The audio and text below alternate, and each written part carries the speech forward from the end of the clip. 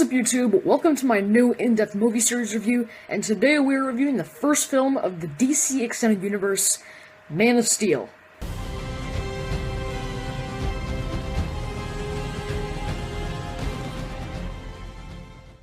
So the very anticipated Wonder Woman comes out in a few days, and since we are getting really close to that date, I decided to do what I've been planning to do for a while now, which is reviewing all the DC Extended Universe films.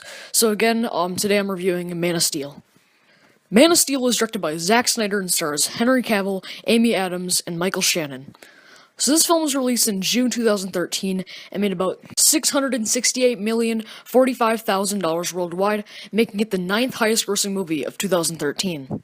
So Man of Steel is of course another telling of the origins of the character Superman, and basically Superman's home planet Krypton gets destroyed, and Superman, or Kal-El as he is called on Krypton, gets sent to Earth by his parents, and gets raised by parents that adopt him on Earth. So yeah, Superman, or Clark Kent, or Kal-El, oh my god, so many names, finds that he must become a hero.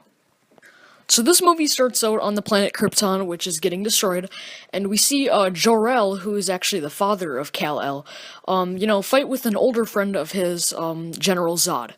And basically Jor-El manages to send his son Kal-El to Earth on a reprogrammed spacecraft. Krypton explodes, Zod survives, and Kal-El lands in Smallville, Kansas. I honestly think the entire opening of this movie on Krypton is actually pretty boring. Like, basically all we get to see is just this man that we don't care about, who is having drama on the planet with this other guy who we also don't care about.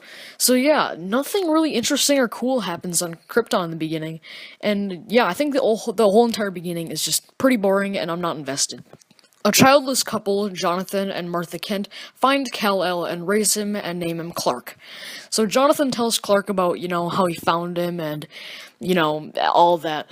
And Jonathan urges Clark to keep his powers hidden, which, was risked when Clark was, saving, schoolmates by lifting up a school bus. I actually kind of enjoyed this part of the movie. The whole Clark as a teenager thing is actually kind of cool to see, and the conversations with his dad are pretty nice to watch, and, how they're arguing about what path he goes on. I just think it's a pretty enjoyable part of the movie. Several years later, Jonathan dies in a tornado, in what I gotta say is a pretty stupid scene. I think there's just so many other ways that they could have had their dog saved. Yeah, it's just, there's just so many other ways for their dog to be saved, in the tornado, yeah. I get that Jonathan wants to, keep Clark's powers hidden, but there's just so many other ways to save the dog. A Daily Planet reporter, Lois Lane, investigates the discovery of a Kryptonian ship in the Canadian Arctic, and Clark enters the ship and communicates with this artificial intelligence that was modeled after his father. So he can sort of communicate with his father with this artificial intelligence. So the intelligence explains that Clark was sent to Earth, to guide its people. And this is basically where Clark becomes Superman. And it's not good. Superman in this movie is not Superman at all. Superman should be hopeful and charming, but this movie just makes him so depressing and almost villain-like. Zack Snyder's portrayal of Superman in this movie is just really bad, and turning Superman into Batman just doesn't work in any way whatsoever. So yeah, this movie basically just completely rapes the character of Superman. So Clark uses his powers to rescue Lois after she triggers the ship's security system, and Lois agrees to, keep his secret safe. So yeah, get used to Lois having to be saved. General Zod and his crew are back, and he threatens to start war with the world unless Superman surrenders to him. Superman does it with Lois going with him, so Zod basically explains that he is going to turn Earth into a new Krypton. So this sets up the final act where Superman and Zod have this giant long action fight, and it's not that good. So yeah, this plot, is okay. It's a fine idea, but there's just really no background weight to it. Yeah, the scenes just have no emotion or tension. They just don't really have any weight to them. All they are just these dumb, mindless action scenes. And throughout the whole entire fight, Superman just kills a bunch of people, a bunch of innocent people. He flies through so many buildings and streets in Metropolis that it almost makes Superman like just a villain, like a straight up villain. So yeah, they eventually, or Superman and Zod eventually end up in a train station, and Zod tries to murder a group of people, but Superman just snaps his neck.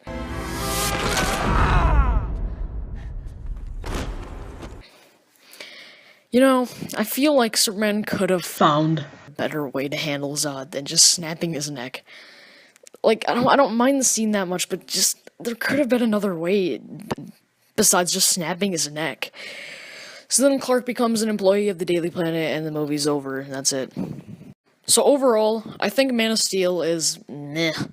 It's not terrible, and it has some cool moments, but it's just a really, really bad try at telling a Superman story. The characters of this film are just really, really bad. Like, Superman, who's the main character of the movie, is boring and depressing, and it just really brings down the movie quite a bit. When you can't find any interest in the main character of the film, it's just a really, really bad sign. Christopher Reeve's Superman was just so charming, hopeful, and, charismatic, which made him just the perfect Superman. But Superman in this movie just isn't Superman, and they basically just turned him into Batman. Batman is great as his own character, but when they try to make Superman into Batman, it just ruins the awesomeness of how Batman and Superman are just completely different characters. It's just sad how Superman has to be all depressed when saving people in these new movies. Like, in the old movies, Superman, when he saves people, he's, like, proud and happy and everything. But in the new movies, he's always, like, depressed while doing it. Like, he should seriously be proud and happy while saving people. But I guess in these new movies, he's not really proud and happy. So Lois Lane is a pretty lame character in this film, and mostly everyone's pretty lame in this film, honestly. I do, however, like the character and acting of Clark's dad, Jonathan Clark, but everyone else, including Zod, is just pretty one-dimensional. The plot of this movie is okay. I don't mind the plot itself, but there's just no background whatsoever to the plot. The plot is just filled with, the background of the plot is just filled with craziness, action, and there's just no emotion or there's just no weight to it. Like, there's just no emotion with the characters, and there's just no weight to the background of the plot. And it just really needed that with all, when you have, a bunch of action, you need a lot of weight, but it just doesn't have the weight, it just has all the action.